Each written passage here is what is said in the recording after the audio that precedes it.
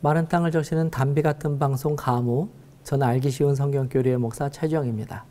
자, 이제는 28강 새 땅에 대한 두 번째 강의이자 지금까지 우리가 다룬 기본교리 28의 마지막 내용을 다루도록 하겠습니다. 지난 시간 우리는 하나님께서 창조하여 주시는 새 땅에서의 우리들의 삶이 어떠한지에 대한 질문을 나누고 이번 강의로 넘어왔습니다. 자, 그렇다면 여러분들이 생각하시는 구원받은 자들이 살게 될 이 새 땅에서의 삶은 어떠한 삶이 될까요? 자, 수년 전 저희 교회의 한 어린이가 저에게 이런 말을 했던 것이 기억이 납니다. 목사님, 천국은 너무 지루할 것 같아서 사실 가기 싫어요. 그 아이의 말이 참 재미있고도 또 한편으로는 내가 이 아이에게 분명한 하나님의 말씀을 가르쳐 줘야 하겠다고 하는 새로운 각오가 생기기도 하였습니다. 과연 우리가 구원받아 가게 될 천국은 이 적막감이 감도는 지루하고 따분한 곳일까요? 우리는 그곳에서 과연 무엇을 하면서 살까요? 그리고 그곳에서 우리는 어떤 행복과 만족을 누리면서 살아가게 되겠습니까? 비록 이 성경에는 그 모든 일들에 대해서 자세한 계시가 주어지진 않았습니다. 그러나 적어도 우리가 성경에 게시된 몇몇 내용들을 토대로 그 나라에서 삶을 어느 정도는 가늠할 수 있습니다. 첫 번째로 이 새하늘과 새 땅에서는 육체적 활동이 계속됩니다.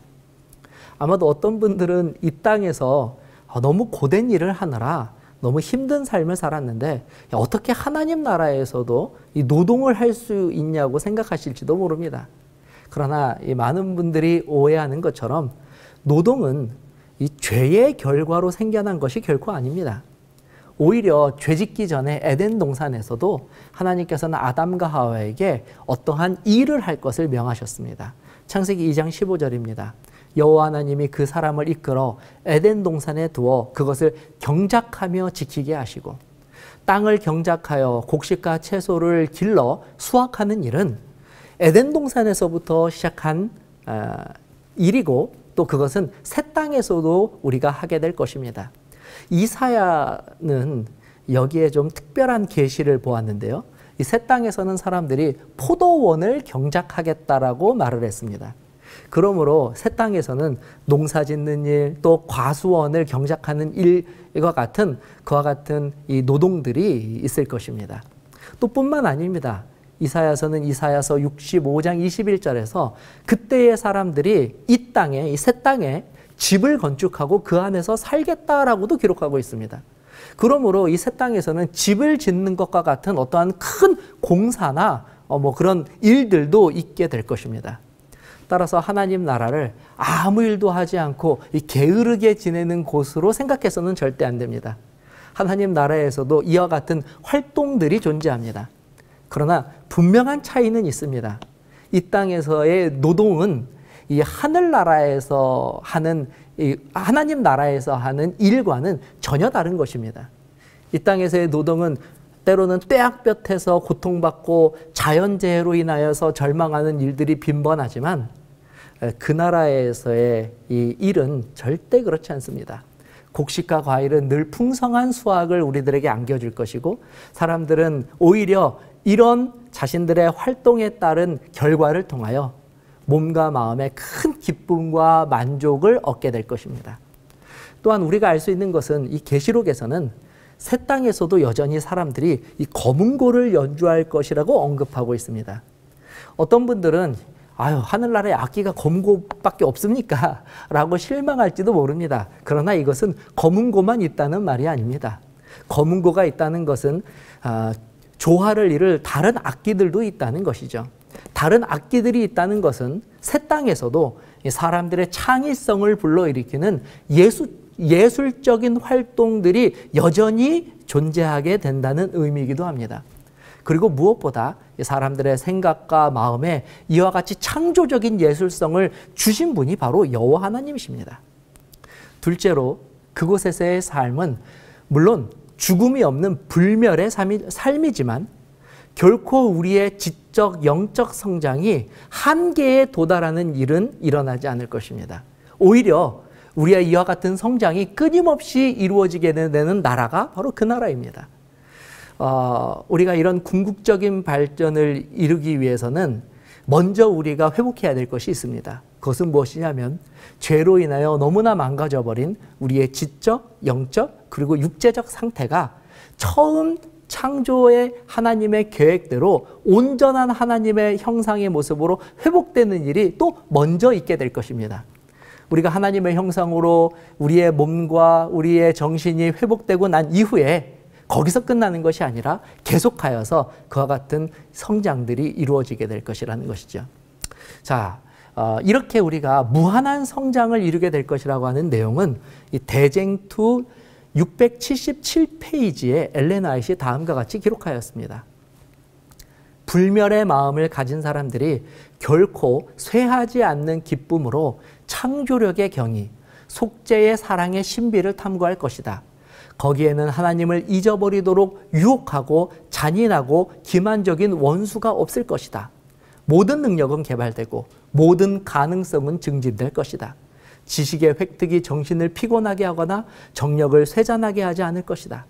거기에는 가장 큰 기도도 성취되고 가장 고상한 욕망도 이루어지고 가장 숭고한 갈망도 성취될 것이다. 그럴지라도 여전히 도달해야 할 새로운 높이, 경탄해야 할 새로운 경이, 깨달아야 할 새로운 진리, 정신과 영혼과 육체의 힘을 요구하는 새로운 대상들이 있게 될 것이다. 자, 이처럼 새 땅에서도 사람들은 변함없이 자신들의 지적, 영적 호기심을 충족하는 기쁨을 영원히 맛보면서 살게 될 것입니다. 자, 그러나 무엇보다 새 땅에서 사람들이 누릴 수 있는 가장 큰 기쁨과 만족은 바로 우리를 창조하신 창조주이신 이 예수님과 우리가 직접 교제할 수 있게 된다는 것입니다. 2000년 전 사람들이 그와 같은 경험을 하였듯이 우리도 예수님께 직접 온 우주를 창조하신 그 창조의 섭리와 그리고 무엇보다 인류를 구원하신 그 크신 구속의 역사를 직접 듣고 깨닫고 함께 기쁨을 누리는 시간을 바로 그곳에서 경험할 수 있게 됩니다. 셋째로, 그 나라에서는 진정한 예배가 드려지게 될 것입니다. 자, 하늘나라에서도 예배가 진행된다는 것에 놀라시는 분들이 계실지 모르겠습니다. 그러나 예배, 즉 안식일 제도는 이건 역시도 인류가 타락하기 이전에 바로 창조 때에 주어진 제도입니다. 예배하는 것은 피조물들이 누릴 수 있는 가장 큰 기쁨과 특권 중에 하나이며 또 매 예배가 그곳에서 드려지는 매 예배는 이전에 누려보지 못한 가장 감동적이고 감격적인 시간들로 채워지게 될 것입니다. 이사야는 우리가 새하늘과 새 땅에서 드릴 이 예배를 기쁨으로 고대하며 다음과 같은 말씀을 남겼습니다. 내가 지을 새하늘과 새 땅이 내 앞에 항상 있는 것 같이 너희 자손과 너희 이름이 항상 있으리라 여호와의 말이니라. 여호와가 말하노라. 매월 초하루와 매 안식일에 모든 혈육이 내 앞에 나와서 예배하리라. 이처럼 구원받을 성도들이 거하게 될 새 땅은 우리의 생각과는 다른, 그러나 우리의 생각을 훨씬 초월하는 실제적이면서도 충만한 만족이 있는 세상인 것을 우리가 살펴볼 수 있었습니다. 자, 이제 끝으로 이 새 땅에 대한 교리와 또 그 믿음이 오늘날 저와 여러분들에게 어떤 실제적 유익을 가지고 있을지도 잠시 생각해 보겠습니다. 만일 저와 여러분들이 이토록 분명한 성경의 진리를 굳게 붙잡는다면 우리는 더 나은 것을 위하여 오늘을 인내하고 참을 수 있는 지혜와 능력을 얻게 될 것입니다. 고린도후서 4장 16절 17절입니다. 그러므로 우리가 낙심하지 아니하노니 우리의 겉사람은 낡아지나 우리의 속사람은 날로 새로워지도다. 우리가 잠시 받는 환난에 경한 것이 지극히 크고 영원한 영광에 중한 것을 우리에게 이루게 함이니라. 마귀는 오늘날 우리들의 영적인 시야를 가려서 잠시 잠깐의 유익을 위하여 어리석게도 영원한 것을 포기하도록 지금도 계속 우리들을 미혹합니다.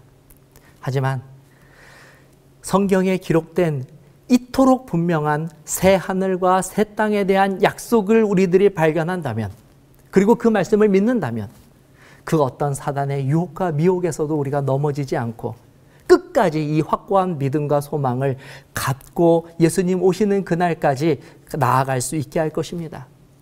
예수님께서는 분명 이 나라를 위하여 참고 견디는 자들에게는 기뻐하고 즐거워하라, 하늘에서 너희의 상이 크민이라고 보증해 주셨습니다.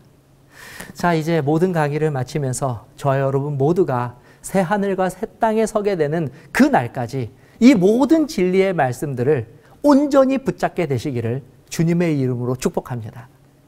그리고 저의 모든 강의를 성경의 마지막 장, 마지막 절인 요한계시록 22장 20절에서 21절에 있는 말씀으로 마지막 인사를 대신하려고 합니다.